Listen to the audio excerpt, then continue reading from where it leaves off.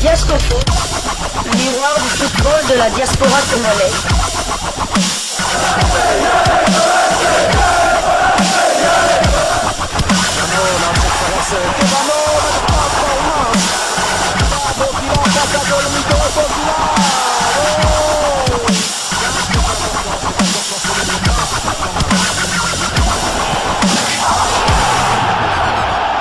Diasco Foot, le miroir du football de la diaspora congolaise.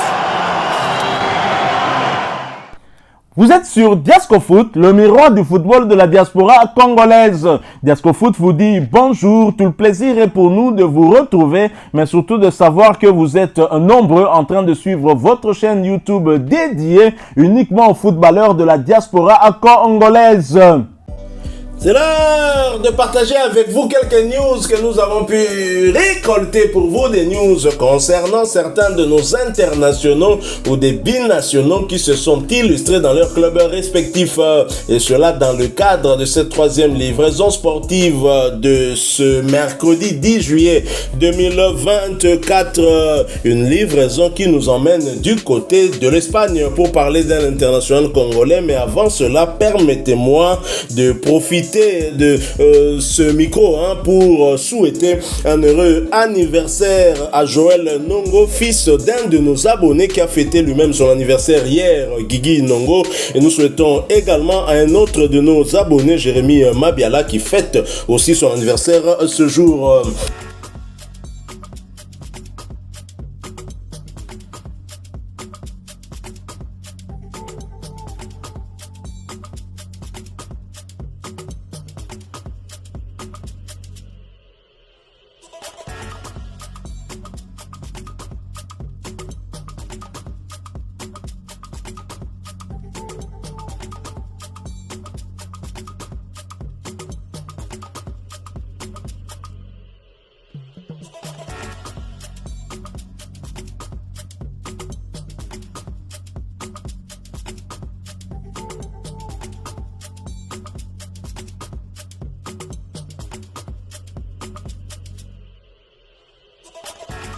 Sorti sur blessure lors du grand derby face au FC Séville qui s'était soldé sur le score d'un but partout le 28 avril dernier, l'attaquant du Betis Séville avait été opéré avec succès le 7 mai et son absence avait été évaluée entre 4 à 5 mois. Vous l'avez compris, nous parlons bien évidemment de notre bac à goal national Cédric Bakambu. Et la question que nous nous posons est celle de savoir si le deuxième meilleur buteur de Léopard pourra prendre part aux 2 matchs des éliminatoires de la CAN 2025 au mois de septembre prochain. D'abord face à la Guinée-Conakry et ensuite face à l'Éthiopie en déplacement. Si le timing est respecté, cela sera quand même juste pour bac à goal.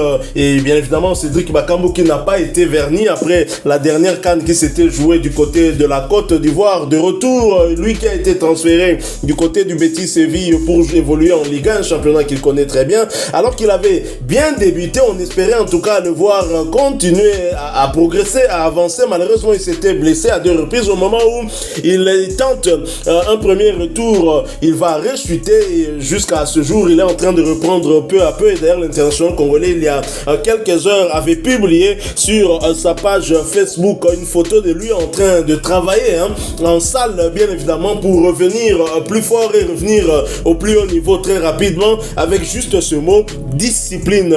Avant, on sait qu'il avait publié en disant au travail, et là, discipline, il est très discipliné, il a à cœur de revenir rapidement. Nous souhaitons qu'il puisse revenir avec son club très rapidement, mais surtout avec la tanière, même si on doit se le dire, pour septembre ça pourrait être juste, mais peut-être pas pour octobre. Pour octobre, il pourrait peut-être être prêt pour venir épauler la tanière et surtout apporter toute son expérience. Cédric Bakambu, c'est quand même le premier choix de Sébastien Desabre. Tout à fait. Donc Cédric Bakambu s'est blessé vers la fin du mois d'avril. Donc si entre 4 et 5 mois, si en étant optimiste, il revient après 4 mois, donc ça veut dire que vers la la mi-août, il pourrait déjà revenir. Donc il pourrait déjà revenir. Est-ce que Sébastien Desabre va l'incorporer en sachant que la liste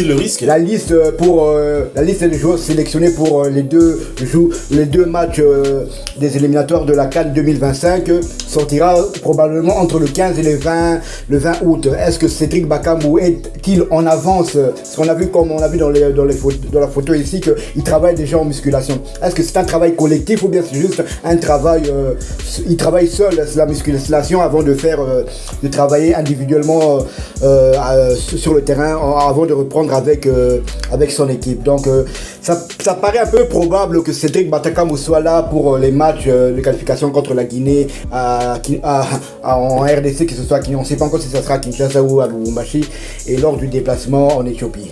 La République démocratique du Congo n'a pas été vernie lors de la dernière fenêtre internationale, lors de ces matchs des éliminatoires du mondial Mexique, États-Unis, Canada 2026. Le 6 juin dernier, nous étions au stade Maître Abdoulaye Wade de Diamniadio, où les Léopards ont tenu tête face aux Lions de la Teranga, un but partout, avant de revenir à Kinshasa 3 jours plus tard, le 9 juin, pour battre difficilement, certes, mais victoire quand même, 1-0, les éperviers du Togo. Et là, le remplaçant valable de Cédric Bakambu, qui n'est autre que Simon Banza, lui également était absent lors de ces deux matchs, quoique présent dans le groupe, mais puisque blessé pendant les séances d'entraînement. C'est donc celui qu'on pouvait supposer être le 4e choix, parce qu'il y avait déjà un certain Fiston Maël Kalala qui venait en 3e position derrière ces deux attaquants, mais Samuel Essende est venu à ravi à Fiston Maël Kalala cette 3e place, peut-être normale puisqu'il a terminé 4e meilleur buteur du côté du Portugal. Mais attention, dans la tanière, c'est quand même lui aussi le 2e meilleur buteur